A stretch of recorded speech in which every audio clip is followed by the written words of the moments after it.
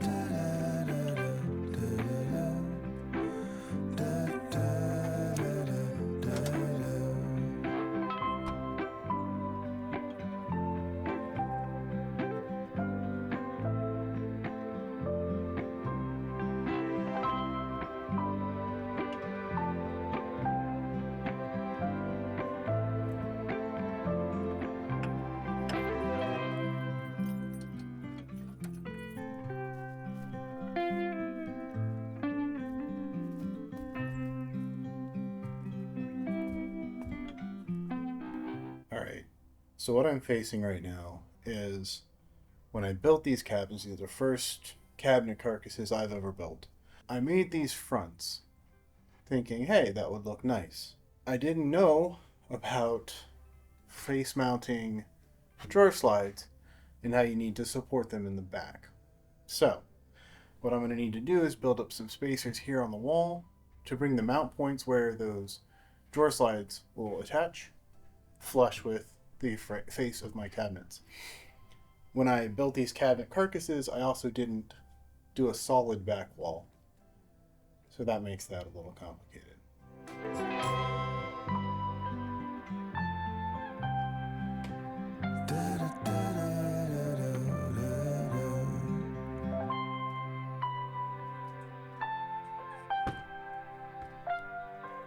Got some leftover 3/4-inch plywood from when I built the carcasses.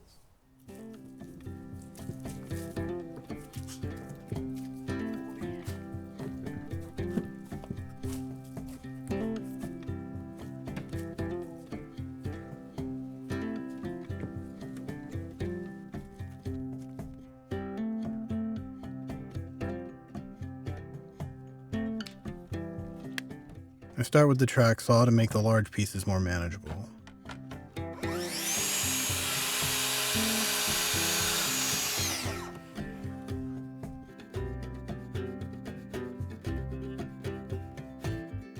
Since I have to rip this plywood down to a bunch of strips, it seemed like a good time to bring out the table saw.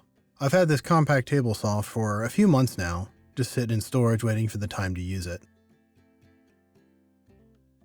Cloud came along to supervise and inspect all the boxes.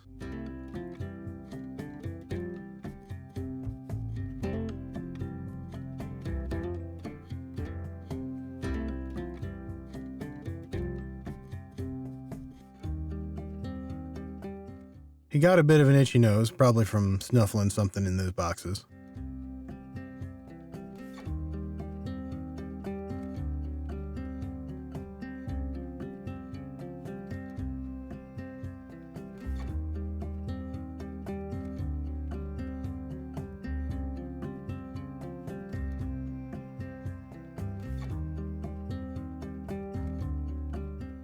The stand holds down the saw with this simple clamp.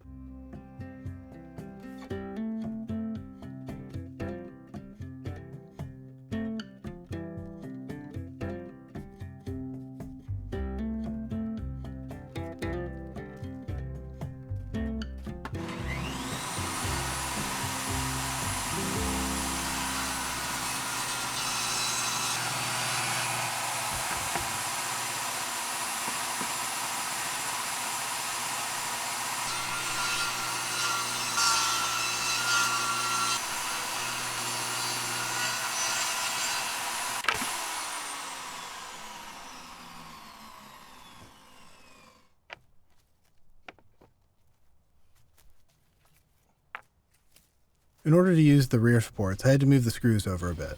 They were in the way. Unfortunately, I sheared one of them, so that lives there now.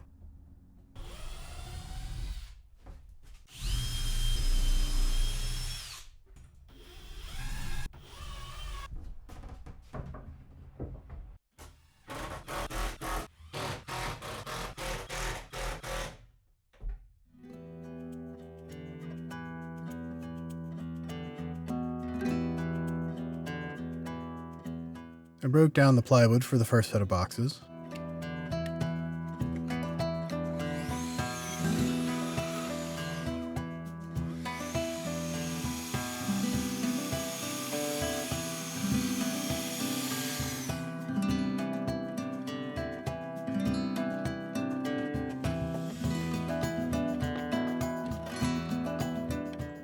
I can't even tell you how many pocket holes I had to drill.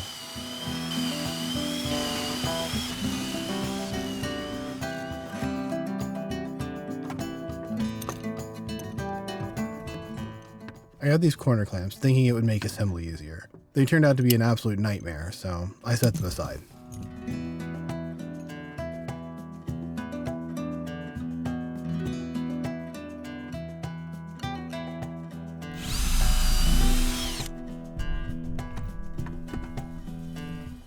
In the end, I got the first set of drawer boxes done.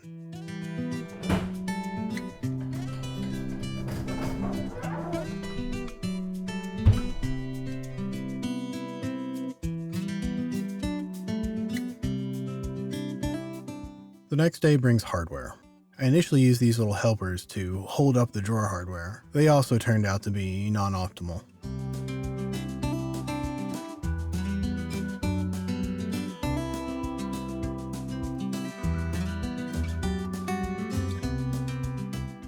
I spent hours trying to mount this hardware. I can see why people prefer the undermount drawer slides now. I think in my tiny house I'll go with the undermount ones. Eventually I gave up with the face mounting hardware. I decided to just go with spacers and I'll mount it to the side just like normal hardware.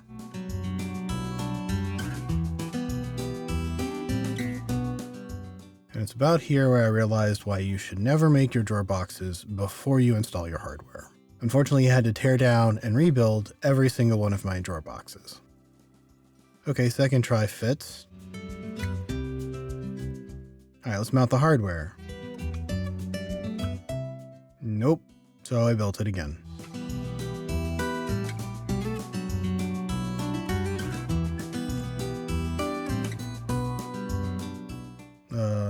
Success?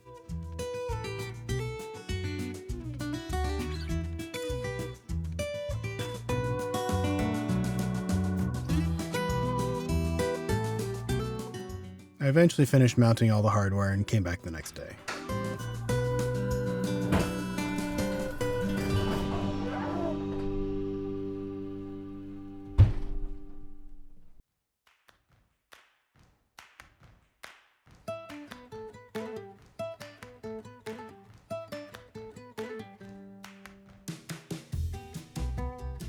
Instead of using the bracers, I just used some plywood to lift it up off the ground.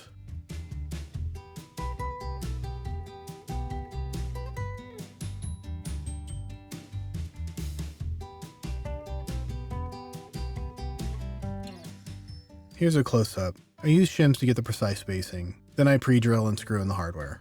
This seemed to work pretty well.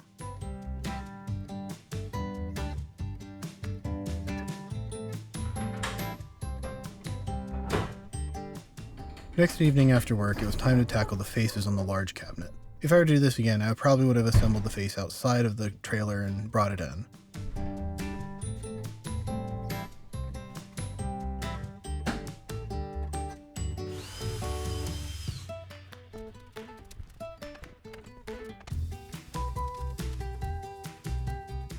This little level is handy. I can adjust for slight tilts in the trailer and still make sure everything is square.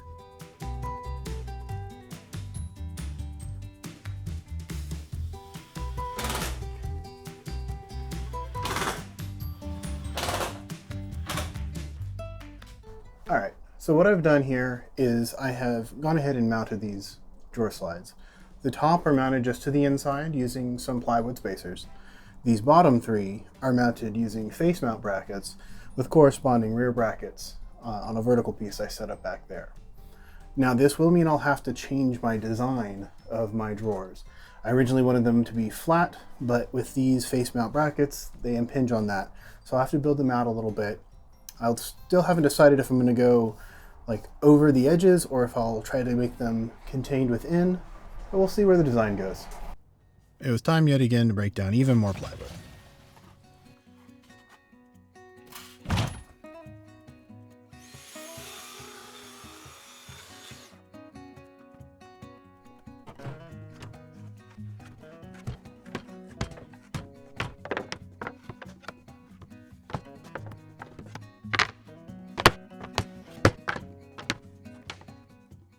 And it was right about here I realized I missed two of them. I went ahead and cut them up real quick. Not that exciting.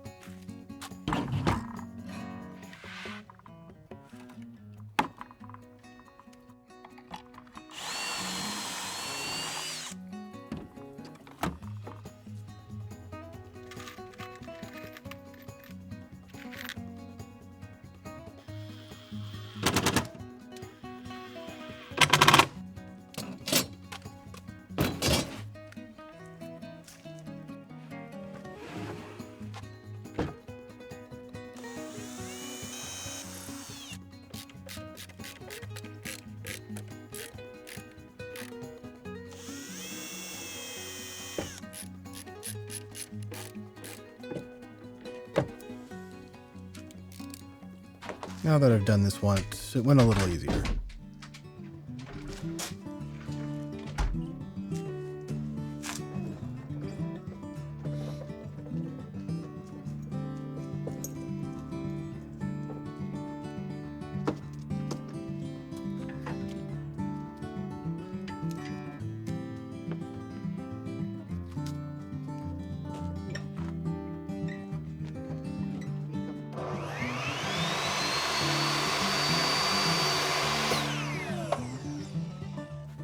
For the other drawer, I found out I cut it a little short. I used a piece of 1/4-inch plywood as a spacer. That seemed to work. These are not beautiful drawers, but they'll be functional, and that's really all I want.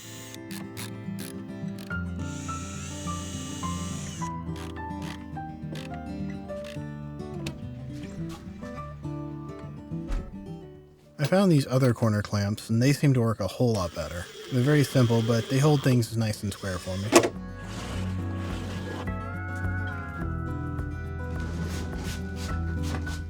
I repeated the process for the other 6 drawers.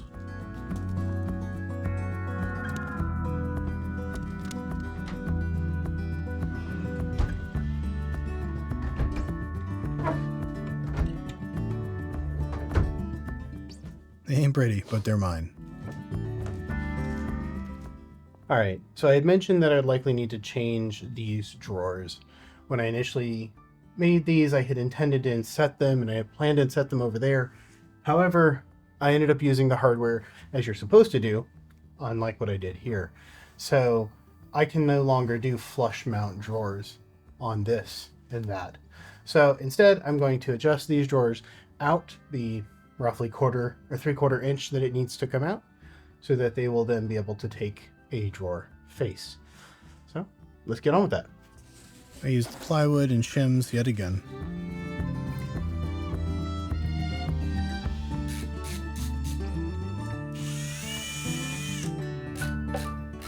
This was a fair bit easier because I just had to measure out the 3/4 inch.